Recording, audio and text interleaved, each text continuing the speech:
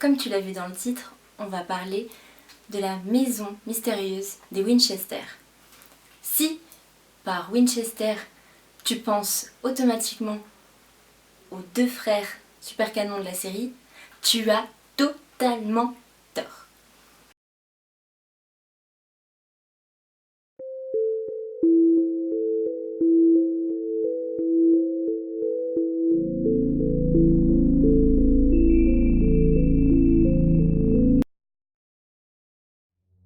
Tout commence dans les années 1800. La jeune Sarah, issue d'une grosse fratrie et d'une famille modeste, le père est charpentier, la mère est mère au foyer, il me semble. Mais Sarah a la particularité d'être particulièrement cultivée. Elle sait parler plusieurs langues, elle joue du piano, et elle a une aisance à être distinguée et à savoir parler, s'exprimer. Tous ces talents lui permettent d'accéder au beau monde de l'époque. Vraiment le gratin. À force de côtoyer toute la haute société de l'époque, elle finit par se marier en 1862 à William Wirt Winchester, qui deviendra le propriétaire de la Winchester Repeat Arm Company. T'as vu cet accent, Bertrand? Cette société produit les très célèbres carabines à répétition Winchester. Sarah donne naissance en 1866 à leur première et dernier enfant, Annie, qui malheureusement décédera quelques semaines plus tard d'une maladie enfantine. Ce qui va plonger Sarah dans une profonde dépression. Et comme elle est un petit peu beaucoup chat noir, son mari lui aussi décédera en 1881 de la tuberculose. Suite à ça, Sarah héritera de la moitié de l'entreprise Winchester et elle aura un revenu journalier de 1000 $, ce qui fait à peu près 22 000 $ aujourd'hui. Autant dire que toi, quand ton mari va crever, tu seras loin de toucher 22 000 $ par jour. Sarah pense que sa famille est maudite. Elle est persuadée que les personnes qui ont été assassinées à cause des armes Winchester reviennent par la suite hanter sa famille et la tourmenter. Elle décide donc d'aller voir un célèbre médium à Boston qui va lui confirmer ce qu'elle pensait. Il lui dit que sa famille est pourchassée par ces esprits et il lui donne pour conseil d'aller s'installer dans le sud-ouest des États-Unis et pour conjurer la malédiction, elle doit construire une maison pour elle et les esprits là-bas. Petit hic, tout petit, un détail, une broutille. La maison doit être en perpétuelle construction. Elle ne doit jamais être finie, sinon Sarah mourra de maladie comme sa famille. En 1886, Sarah décide donc de déménager en Californie. Elle trouve une grange qui est composée de 8 pièces et elle commence immédiatement les travaux. Elle va dépenser sur le coup, vraiment dès qu'elle arrive, dans les 20 millions de $ pour commencer les travaux. Il faut savoir que cette maison a été en travaux pendant 38 ans, 24 heures sur 24, 7 jours sur 7, 365 jours par an, sans interruption. En tout, Sarah Winchester dépensera 70 millions € pendant ces 38 ans de travaux. La particularité de ces travaux, c'est le fait que Sarah dessine elle-même les plans d'aménagement et d'agrandissement de la maison. Elle a en fait une pièce qui s'appelle la salle bleue, où elle se rend chaque nuit et où apparemment les esprits bienveillants lui dicteraient les plans à faire pour la modification de la maison. Et Sarah a un rituel bien précis lors de ces séances de spiritisme avec ces esprits-là.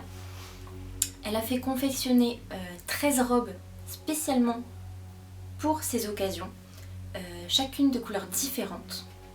Donc chaque nuit, elle sonne à minuit précise la cloche afin de faire venir les esprits bienveillants. Et chaque nuit, à 2h du matin, cette même cloche ressonne afin de signifier que la séance est terminée et que les esprits bienveillants peuvent partir. Du coup, chaque lendemain, chaque matin, elle donne les plans qu'elle a fait la veille à son contremaître pour lui indiquer la suite des travaux à faire.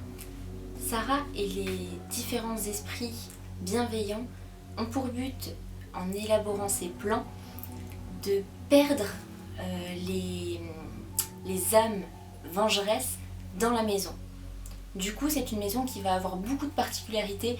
Elle va être extrêmement bizarre dans sa conception et dans les différentes pièces, et l'agencement également de la maison va être très très très particulière. Et c'est un chat.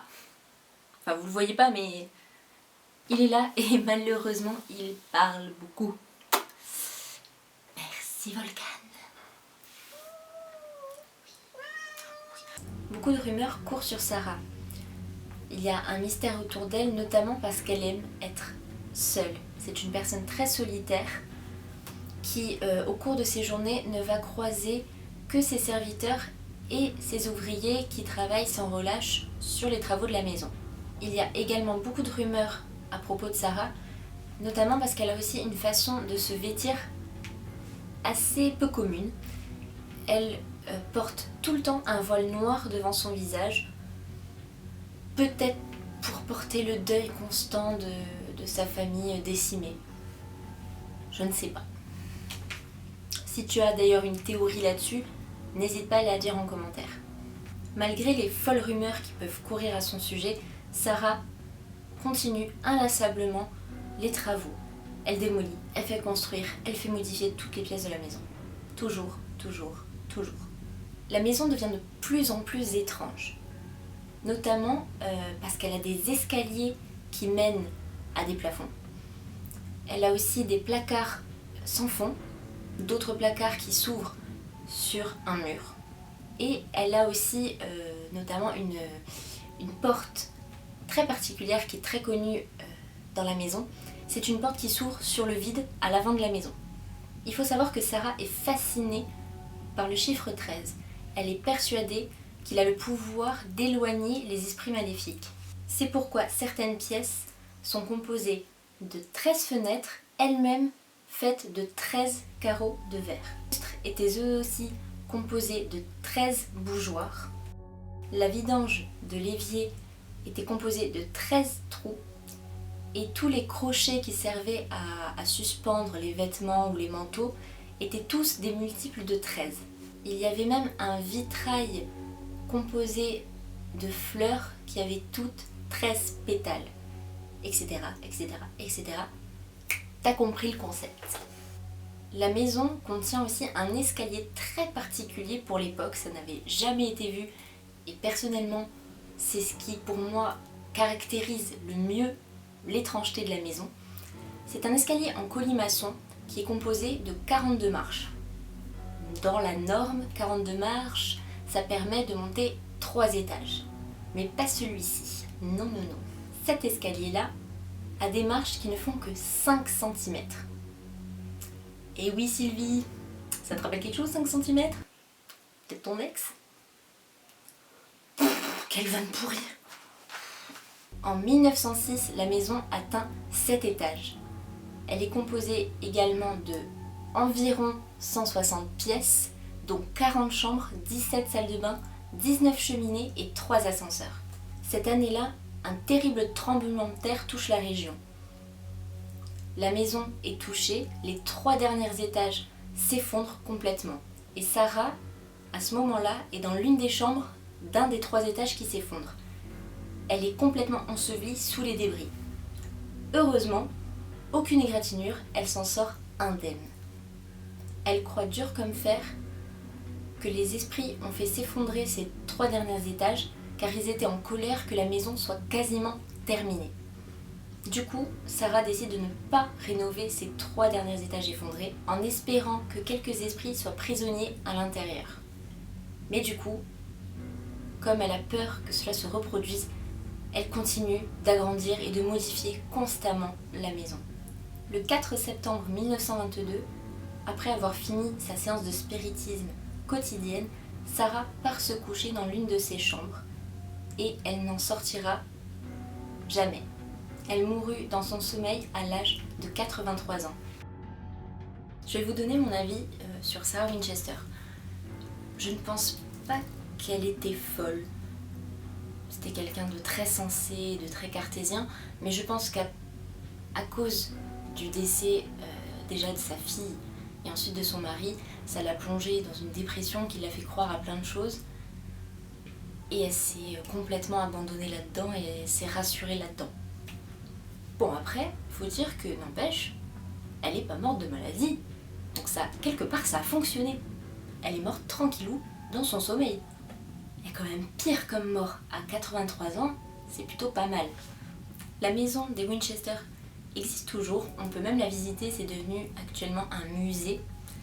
Alors vous pouvez vous y rendre, vous balader à l'intérieur, découvrir certaines pièces qui ont été conservées en l'état. Il y a même des visiteurs qui racontent que pendant leur visite, ils ont pu croiser ou apercevoir le fantôme de Sarah Winchester. Il paraît même que lorsqu'on sentirait le parfum de rose, ça voudrait dire que Sarah est dans le coin.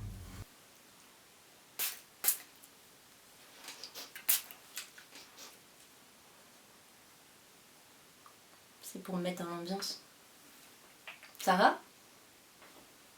Sarah ?